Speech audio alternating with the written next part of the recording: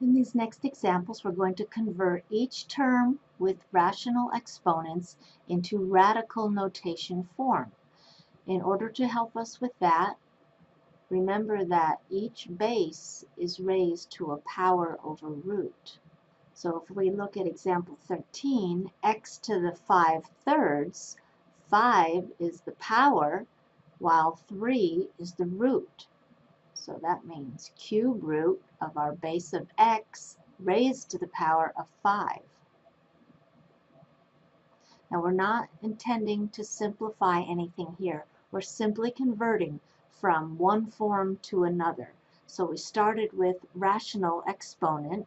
Rational means a fraction, so the exponent is the fraction 5/3. So we converted this base raised to a rational exponent into its radical notation format. In example 14, we have 2x to the half. Now what's important here is knowing which base is raised to the power. Only the base of x is raised to the power of 1/2. 2 is not included because there is no parenthesis saying to include it.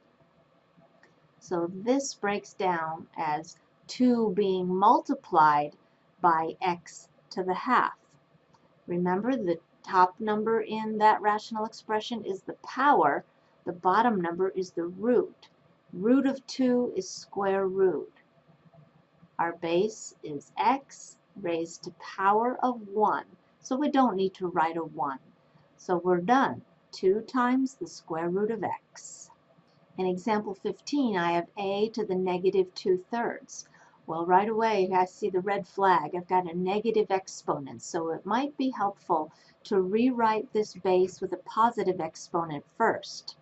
So since it's implied this base is being divided by 1, I just have to write it as its reciprocal, 1 over a to the positive 2/3.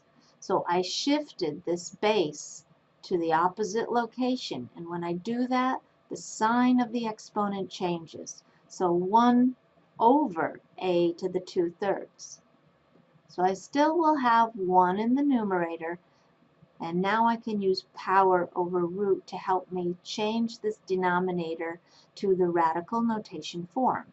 So a is raised to power of 2, and cube root is taken. So cube root of a squared. So 1 divided by the cube root of a squared is my final answer. In example 16, we have 4 to the 5/2.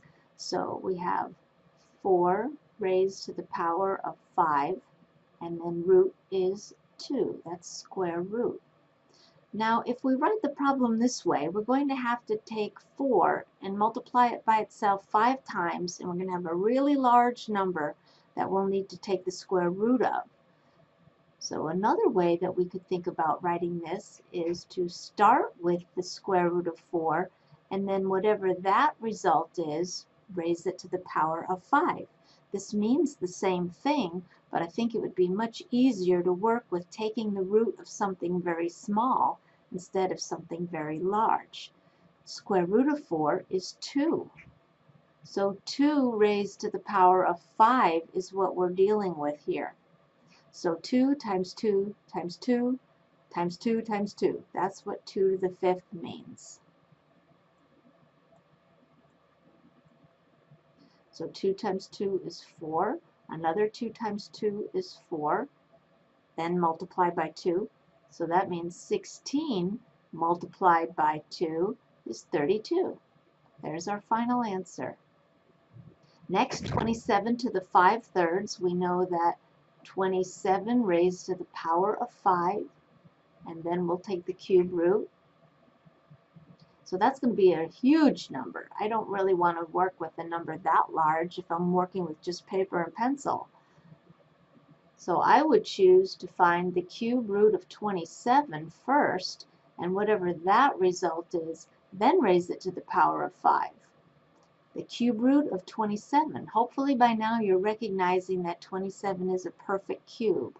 It comes from 3 times 3 times 3. So really what we have is 3 raised to the power of 5.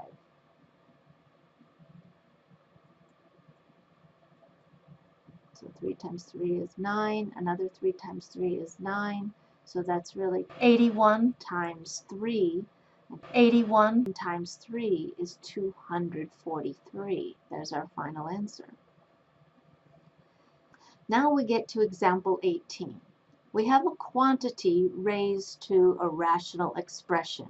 So that means the quantity of 10x plus 1 is raised to the power of 2, as indicated by this numerator, and we're looking for the cube root of that. So we're done, unless you choose to write it as cube root of that quantity, 10x plus 1, and then the entire value could be squared. So you could write it either way.